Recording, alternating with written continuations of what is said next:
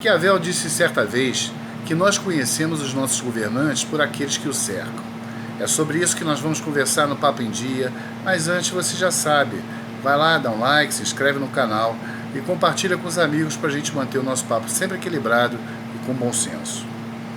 Dois personagens tristes da nossa recente história do país insistem em permanecer no foco e no poder político. Fernando Collor de Mello e Roberto Jefferson. Duas pessoas de triste lembrança que o presidente Jair Messias Bolsonaro traz para perto de si de forma a lhe dar apoio e viabilidade política. Sendo que o ex-presidente que sofreu impeachment, o primeiro presidente que sofreu impeachment na nossa república, Fernando Collor de Mello, está aconselhando o nosso presidente Jair Messias Bolsonaro dentro das decisões econômicas do país. Agora, vejamos. O senhor Fernando Collor de Mello, o oligarca do estado de Alagoas, uma pessoa de triste memória, porque além de ser o primeiro presidente a sofrer impeachment no Brasil, ele confiscou a poupança do povo brasileiro, acabou com todos os investimentos monetários que tínhamos à época e presidiu um país que vivia com 45% de inflação ao mês. É uma pessoa que durante seu governo teve uma rede, uma teia de corrupção capitaneada pelo seu amigo Paulo César Farias, mais conhecido no estado dele em Alagoas como Paulinho Gasolina. E tal teia de corrupção foi denunciada e tornada pública pelo seu irmão Pedro Collor de Mello.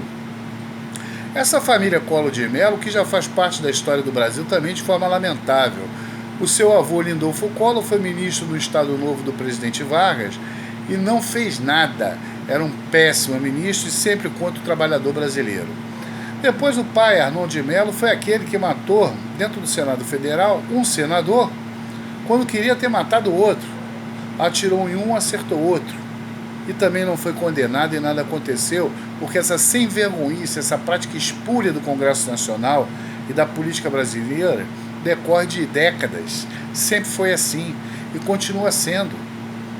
Não aconteceu agora no caso desse ignóbil Daniel Silveira, porque um grande acordo foi feito, se é que vocês não perceberam, para acabar com as investigações que promoviam a quebra do sigilo bancário e fiscal do senhor Flávio Bolsonaro na questão das rachadinhas.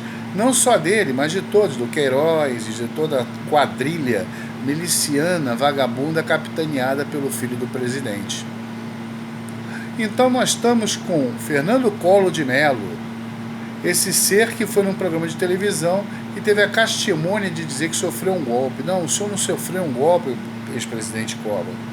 O senhor foi posto para fora, pela porta dos fundos, pelo povo brasileiro, que naquela época acreditava que esse país tinha moral, que esse país tinha conserto, que o nosso país era viável.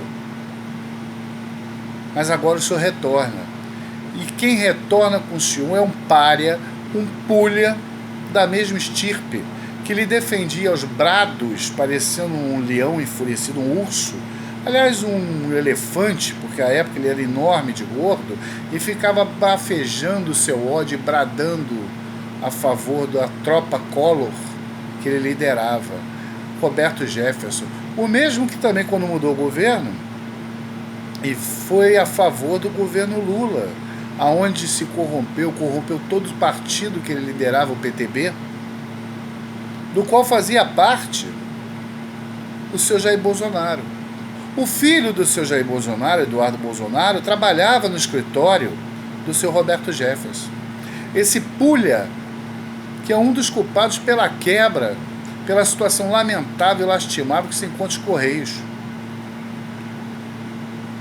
Covarde, porque assim que começou o processo, a primeira coisa que ele fez foi, me desculpem o termo, servir como alcaguete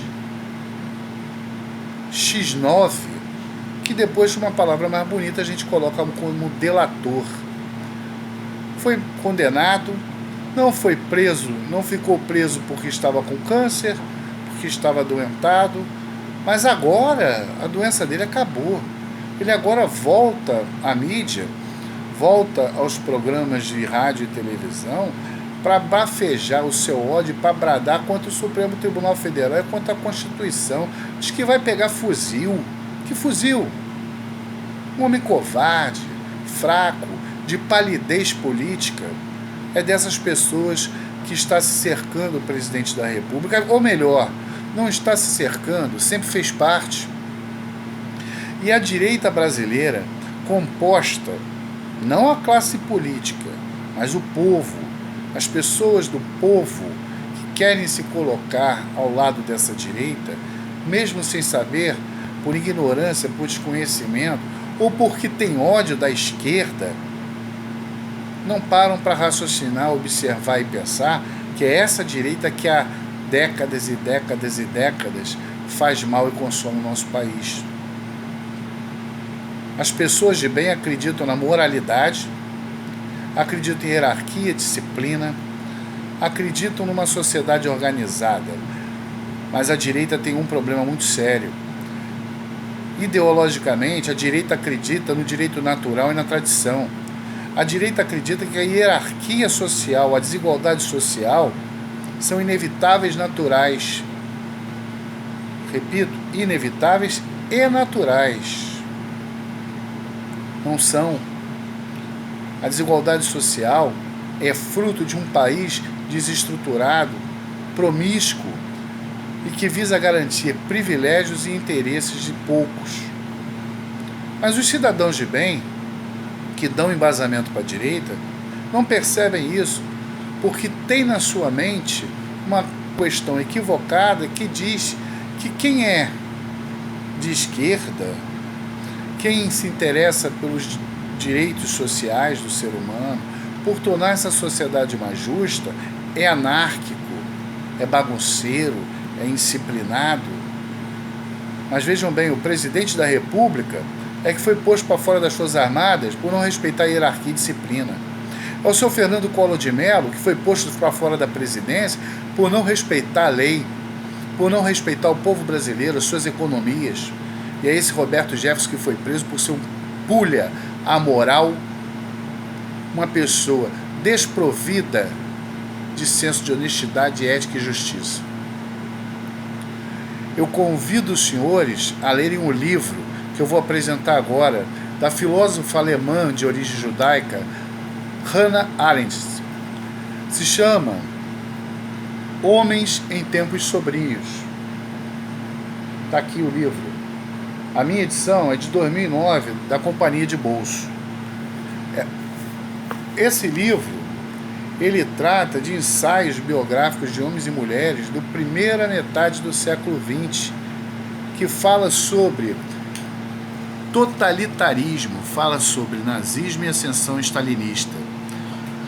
Hannah é uma filósofa que é contra os princípios totalitários, contra esse sistema, é a favor do pluralismo político e da democracia direta.